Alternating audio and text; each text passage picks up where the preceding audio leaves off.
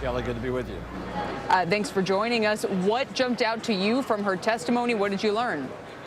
Well, unfortunately, the security problems are as bad as I thought they were. There was an announcement yesterday about a breach in South Carolina. As I pointed out to Administrator Tavenner today, they have hired CSSI to be the coordinator of the website.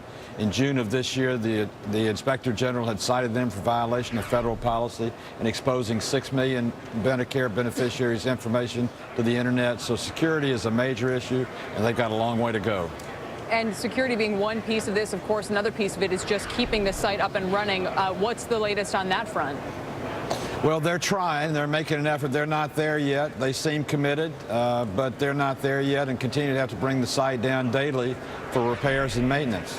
And that's partly why, Senator, a lot of people are going back to the original awarding of this contract to affirm that, you know, at a time when we have American titans of technology, it's one of our strongest industries globally, why weren't we having some of those minds working on this from the get-go? Well, the explanation for the problem is simply this. The government decided the government was better prepared to coordinate the rollout than the private sector. Only 10 days ago did they finally contract with somebody to do it. It was a terrible oversight, and it's a contributor to most of our problems. Now, Senator, do you believe we'll have the exchanges up and running by the end of November now and able, of course, importantly, to get young people involved and people who don't necessarily just need the insurance but find that it might be in their interest to shop around, the kinds of people who are going to be important to the whole program's success? I'll believe it when I see it. We've got a long way to go. They've got a long way to go. And they've got to get the information out there to the public to get the participation they need to make the program work. But it remains to be seen whether they'll do it. Senator, the postponement of the individual mandate, is there a point at which that becomes just a windmill, where you no longer think it's anywhere close to a political reality?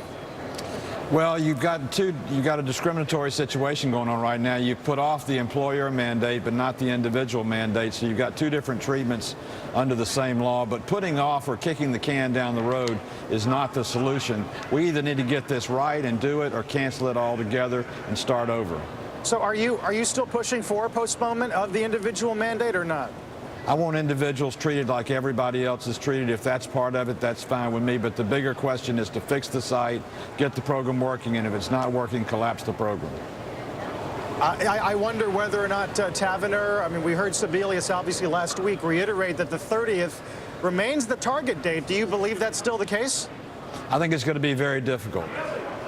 And Senator, just to go back to this point as well, so what you're saying is that instead of delaying the individual mandate by a year, for example, to keep the program in line perhaps with its needs or what's happening on the employer side, that you're saying it's going to have to be a binary outcome. Either we get it right now or we don't get it right at all.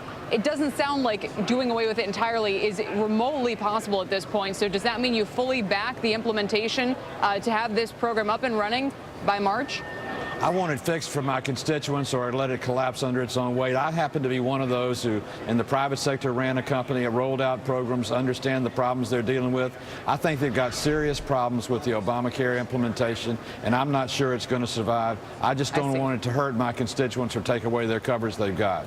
I see. All right. Thank you for clarifying that this morning. Senator Isakson, fresh off the hearing with Marilyn Tavenner. Senator, thanks. Thank you.